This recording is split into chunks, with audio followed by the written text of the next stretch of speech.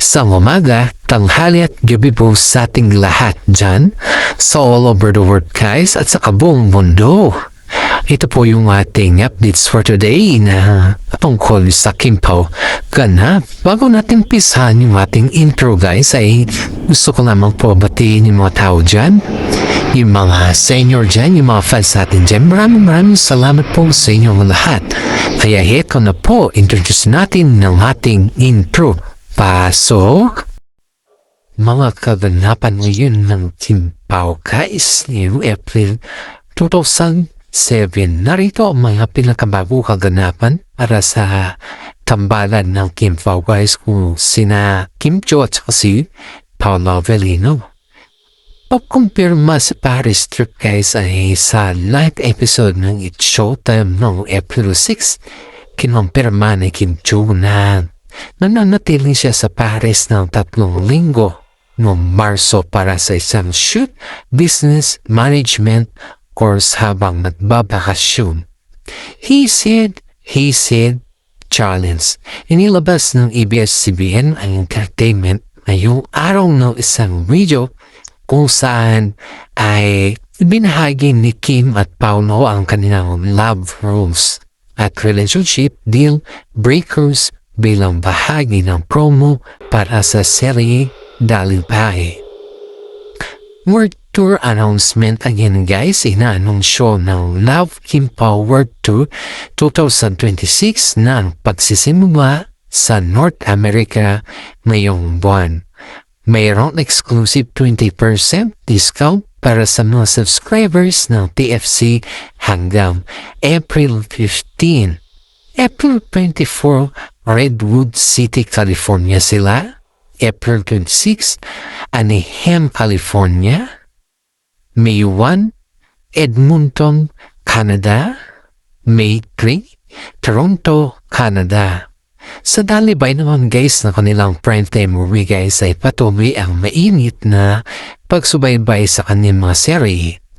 Ang buong katotohanan dito ay sa Dalibay na kung saan ay pinalabas ng episode 14 kadabilan guys April 6. Spotted sila sa Paris set guys at kinumpirma ng mga fans na bumisita si Kim sa set ng shooting ni Paolo kasama si Nadine Stress sa Paris noong nakaraang linggo para magbigay ng suporta para sa dalawa guys. Kaya aabangan po natin ito guys at kung interesado ka bang malaman na higit na pang detalye tungkol sa tour ng mga Kim Pao at saka susunod na episode ng Dalibay guys, please follow us para ma-update po kayo sa lahat ng ating YouTube channel guys. Ito guys, ang susunod nating topic guys ay tinatanong ng mga netizen kung may tampuhan daw ang Kim Pao sa ngayon. Ito guys ayon dito sa ating legit na sources ay walang kumpirmasyon na may tampuhan si Kim Chiu at si Paolo Avellino sa kasalukuyan. Sa katunayan, ang mga ulat ay napapakita na mas lalong tumitindi ang kanilang samahan. Narito ang ilang dahilan kung bakit maayos ang kanilang sitwasyon sa ngayon.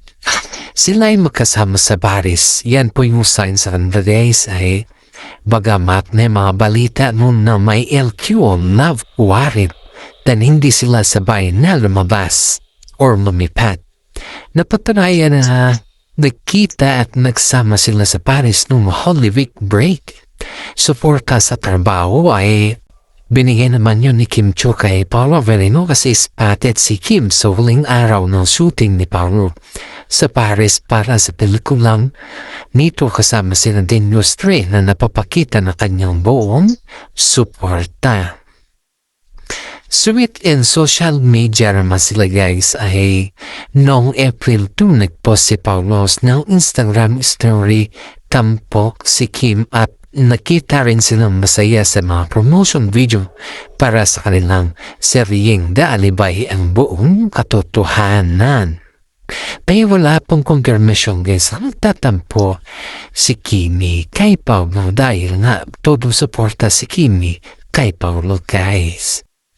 Ito guys, kumusta si Kim Chiu sa kanyang pamilya?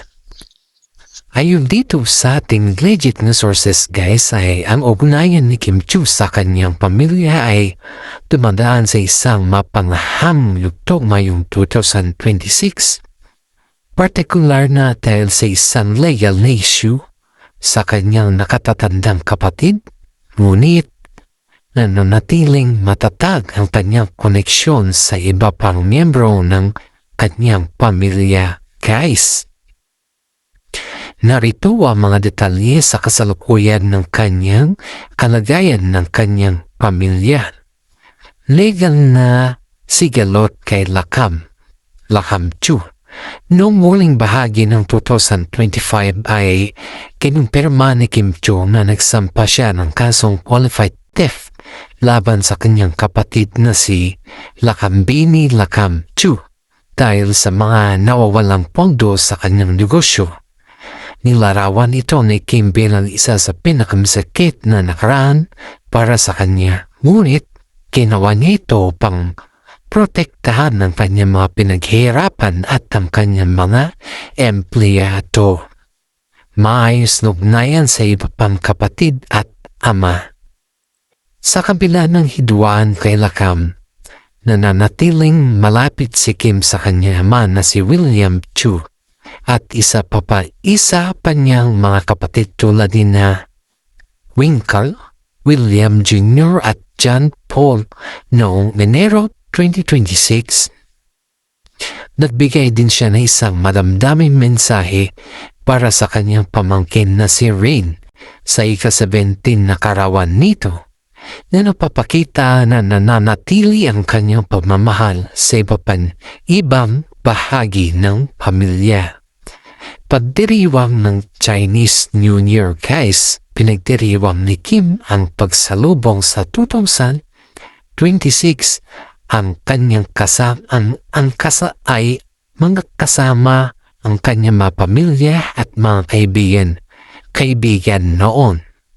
Pebrero kung saan nagbahagi din siya ng pasasalamat at pag-asa para sa kapayapaan at pagmamahal sa kabila ng mga pinagdadaan ng pagsubok.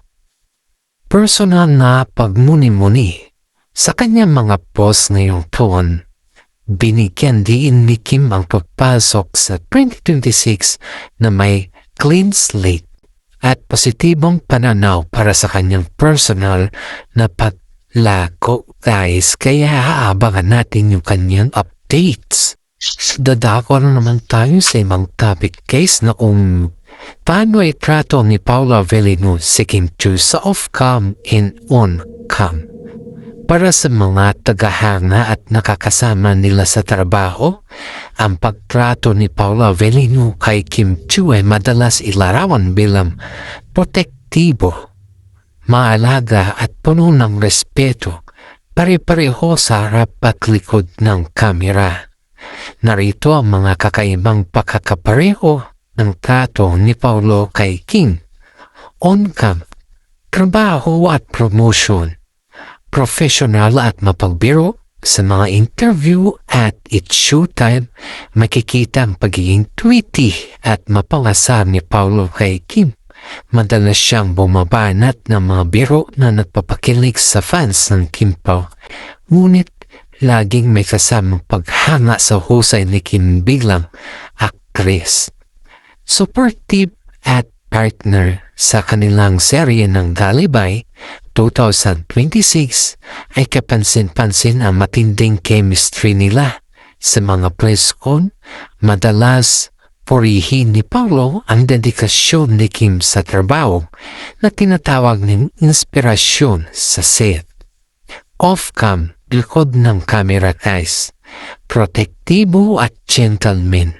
Ayon sa mga behind the scene, BTS, kalip at kwento ng kanilang mga katrabaho, si Paulo ay isang silent worker. Pagdating sa paghalala, siya ay tipo na tinitiyak ang kanyang comfortable si Kim. Inaalalayan at sa paglakad lalo na kung naka-heels at binibigyan ng pagkain o tubig nang hindi na kailangan utusan. The quality time sa Paris nitong Marso. Habang nasa Paris sila, nakita ng mga fans ang fan capture video, pagiging chill at maalaga ni Paolo. Habang abala si Kim sa kanyang short course, si Paolo ang madalas niyang kasama sa mga dinner at paglalakad sa kalsada na napapakita ng kanilang malalim ng pagkakaibigan o espesyal na ugnayan. Matulungin sa pinagdadaanan ni Kim dahil sa mga personal na pagsubok ni Kim tulad ng issue sa kanyang kapatid na si Lakat. Iniulat na isa si Paolo sa mga naging supportive system ng actress. Hindi man siya detalyade sa social media. Ang kanyang presensya sa mga mahalagang okasyon ni Kim ay sapat na mensahe ang kanyang suporta. Sa madaling salita, kung sa kamera ay madalas silang nagbibiruan at nagpapakita ng gilas sa pag-arte, sa off-cam naman ay may seryoso at maalaga si Paolo na nagbibigay kay Kim ng katahimikan at supportive sa gitna na kanyang busy na schedule. Kaya yung mga gusto mo bang malaman mga reaksyon ng kanyang mga co-host tungkol sa tunay nilang ugnayan sa set, itong susunod natin guys. Ito guys, mga reaksyon ng kanilang mga co-star tungkol sa tunay nilang ugnayan sa set. Ang mga co-star at magkatrabaho ni na Kim Chiu at saka si Paolo Avellino sa set ay madalas magpahayag o magpahanga sa kanilang chemistry.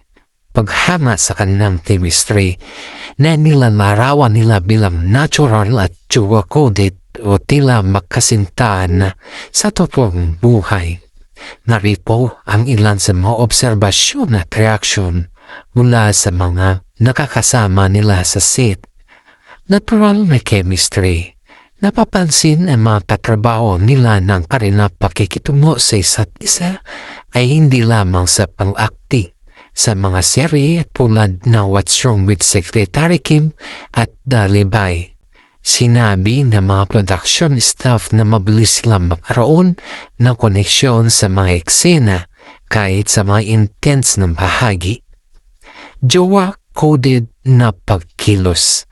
Maging ang mga interviewer at ilang katrabaho ay napapansin ng kanilang mag-off-cam interaction na tila may malalim na ugnayan. Noong Valentine's Day, kinumpirma ni Kim na si Paolo ang nagpadala ng mga bulaklak sa kanya.